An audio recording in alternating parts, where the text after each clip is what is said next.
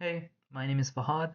I'm gonna be demonstrating project compilation, process management, SIG-int behavior, and client message handling with design trade-offs for my SH shell project in C. Firstly, I would like to show you the my.sh.c file. This file contains the shell control loop. Um, the way it works is there's a sequence that follows. The first step it does is reap the children. Then it polls network inputs, then it prints the prompt, then it reads input. This sequence ensures that the shell remains responsive. Let's start by compiling the project. Make clean make. The project has compiled successfully with all of the flags needed. Now we can start by running the shell. The shell is running, and I'll demonstrate process management. We can run a command like sleep 30 ampersand. There we go. The shell, when we start a background process, the shell immediately prints a job ID and a PID, showing that the process was registered in the job table. Now let's say if we run PS, the built-in PS lists active jobs tracked by this shell instance. Now we can kill the process if we want. Kill 8033741. Perfect. Yes. Oops. PS. Okay. Perfect. Now when I terminate this process using kill, by default this sends sig term. You can also pass a specific signal number as a second argument. And we see when the child is reaped, the shell prints a done message. This confirms non-blocking child status checks are working. I wanted to show you guys commands.c. Specifically, I need to show you guys Control F. And, yep, there we go. Okay. And bg job inserts jobs. It works with display processes. Yeah, display processes. Display processes powers PS. One last thing I want to show you guys is catch children. Okay. Catch children uses non-blocking wait to detect finished jobs and print done notifications.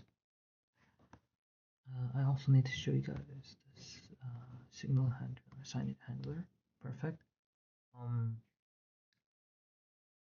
Here, the shell handler never kills the shell itself. It records interrupt state and coordinates with foreground process handling. I think I should also show you guys one final thing. Here, forward. Yeah, there we go. If a foreground child exists, SIGINT is forwarded to that child. This preserves expected Unix behavior. Interrupt the running command, not the shell. Now back on the screen here, when the shell is idle at the prompt, if we click Control C, Control C clears the current input path and returns to a clean prompt. We can do a command like sleep 10 ampersand. Then if we Control C, there we go. Yeah. During foreground executions, Control C interrupts the child command and the shell remains alive and returns control to the prompt. Now let's start a server. Start server at 5000. We will also start start client server. Client at 5000. Okay.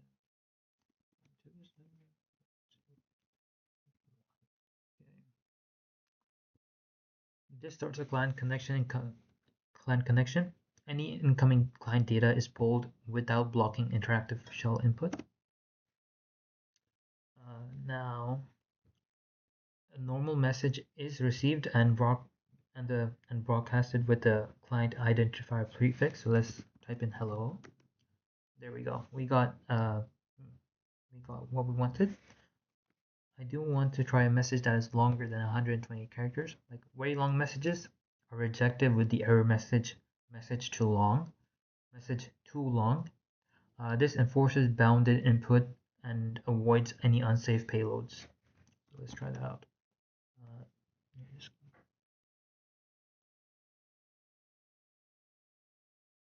I think this many O's should be enough.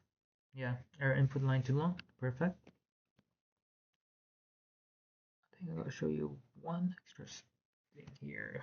Control F, send. Is it here? One second.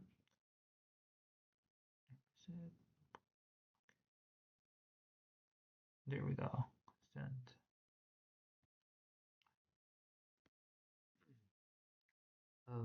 This is the message validation path and the select based server loop. It shows explicit length checks and multiplex socket handling. I should also show you guys where variables.h, no, command, no, io helpers.h, yeah, there we go. Max str length is defined here as 128. This single constant drives command and message size constraints. We can go to variables.c. Variables use a dynamically resized array with capacity doubling. It is simple and efficient for moderate sizes, but lookup remains linear.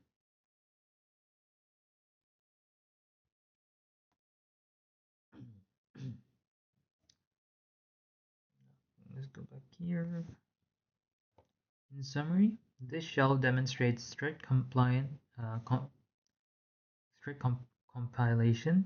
hygiene, practical process control, correct SIGINT semantics, and robust bounded message handling with clear system design trade-offs.